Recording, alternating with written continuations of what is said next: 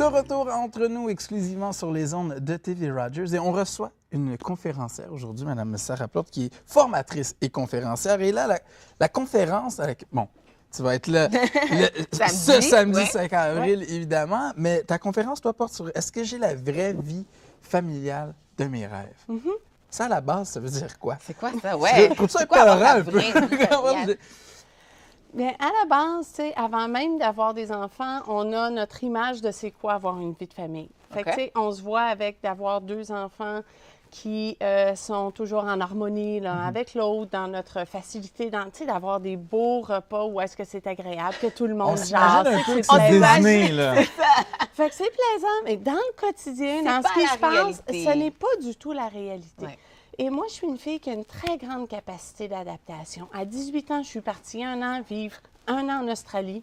Pas de parents, je vivais dans une nouvelle famille. Dans une nouvelle famille là-bas, je me suis ennuyée 3 jours. Wow! OK. Puis après ça, tu t'es habituée finalement. Dès les premiers jours, je me suis habituée. J'ai toujours une très grande capacité d'adaptation. La relation de complicité est très importante. Je me suis déracinée, j'ai vécu dans plusieurs endroits. Mais je ne m'attendais jamais que quand la question d'avoir une vie de famille, est-ce que tu vas avoir une famille? Oui, c'est clair, je vais avoir des enfants, mais je ne m'attendais jamais d'avoir les confrontations intérieures que j'ai pu vivre avec la vie de famille. Pourtant, pourquoi qu'on a des enfants? Parce qu'on a un débordement d'amour, parce qu'on veut avoir cette vie familiale-là rêvée, on veut avoir ce sentiment-là de faire une différence dans la vie des autres. Mais quand on arrive sur notre quotidien, puis qu'on a un petit pote de 2 ans qui nous fait une crise, que là, tu te sens impuissant, que tu te sens incompris, que ta vie est envahie, que tu n'as plus de temps pour toi, tu ne reconnais plus ton mari. Tu perds le contrôle. Tu te reconnais plus. Tu te reconnais plus, oui. Tu te reconnais plus. Puis moi, ce que j'apprends à travers ma profession, qui est d'aider les parents à vivre leur vie familiale de leurs rêves, c'est que ça permet vraiment d'aller chercher l'essence même. Et ce que je me suis rendu compte, c'est que chacun des parents va vivre son histoire de parent à sa manière. Donc, dans le couple, chacun a sa façon de le vivre. Chacun a sa façon. Combien de fois est-ce que je me suis comparée à mon mari en disant « Bien, c'est facile pour toi. Pourquoi que moi, j'ai tant de tension comme ça? » Mais ce que je me suis rendu compte, c'est à 35 ans, j'ai appris à gérer mes émotions. Avant, j'avais appris à les refouler, à les ignorer d'un côté. Mais lorsque tu arrives avec le petit pote de 2 ans, tu sais que là, moi, ça a été une étape qui a été confrontante. Puis que là, tu sais, t'es en colère, t'es fâché, puis là, il est là, puis il te regarde, puis « Maman, je t'aime. » Mais tu sais, toi, t'as ta colère en dedans, tu sais. Tu fais quoi? Complètement désemparé. Puis mon mari vivait ça d'une manière complètement différente. Puis chaque famille vit ça différemment. Donc, est-ce qu'on apprend en tant que couple à comprendre ce que l'autre vit ou collaboration? Comment ça fonctionne? Bien, il y a toutes les histoires, tu sais, il y a apprendre à ce que l'autre vive. Donc, ça doit avoir une ouverture de comprendre que l'autre vit ça différemment de nous. Okay. Ça a le dialogue, ça implique aussi cette réaction-là. Mais moi, je peux vous dire que dans la personne de qui j'étais, d'une maman de 2 enfants, j'étais pas contente de la maman que j'étais. J'étais pas à l'image de qui je voulais être. J'étais plus la souriante. Comme tu as dit, tu te reconnais plus, c'est plus toi. Je me reconnais plus, tu sais. Fait que le conjoint aussi, il y a toute cette adaptation-là. Et c'est là où est-ce que communique, ces outils-là sont venus, parce que c'est pas moi. Moi, je suis une porteuse de bonnes nouvelles.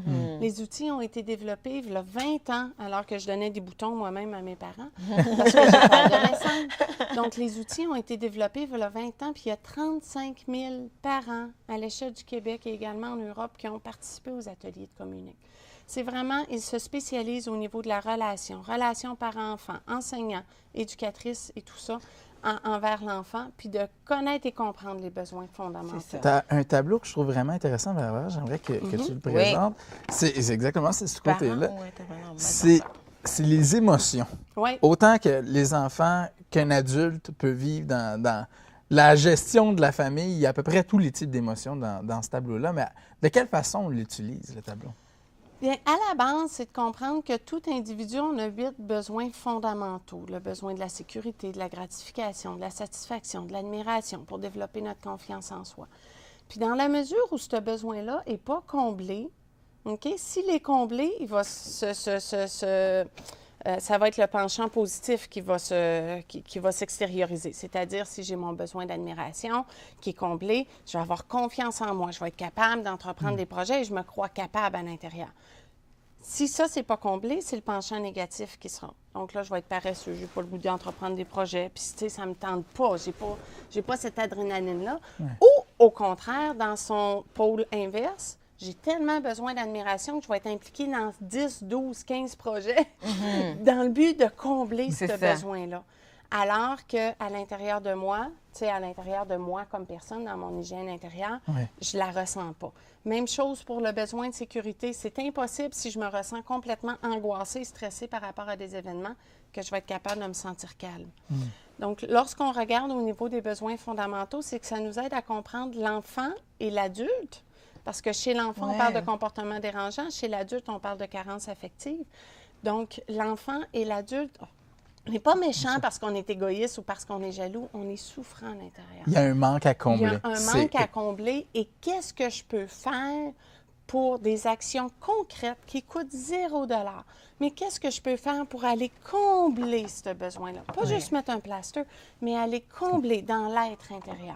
Et c'est vraiment tout à ce niveau-là que c'est extraordinaire. Je t'arrête maintenant parce que c'est déjà tout le temps qu'on avait, mais c'est extrêmement intéressant. C'est samedi 5 avril. À la conférence, vous le méritez bien. Je parle de la vraie vie familiale et on met à jour plusieurs de ces stéréotypes-là. Puis on va sur le site de Rachel Leduc pour acheter son billet.